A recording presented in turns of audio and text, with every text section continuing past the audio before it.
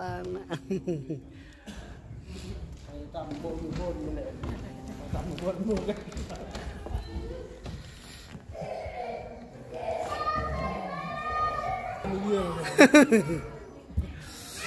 rồi một kia đây là học mát là những việc mìnhดู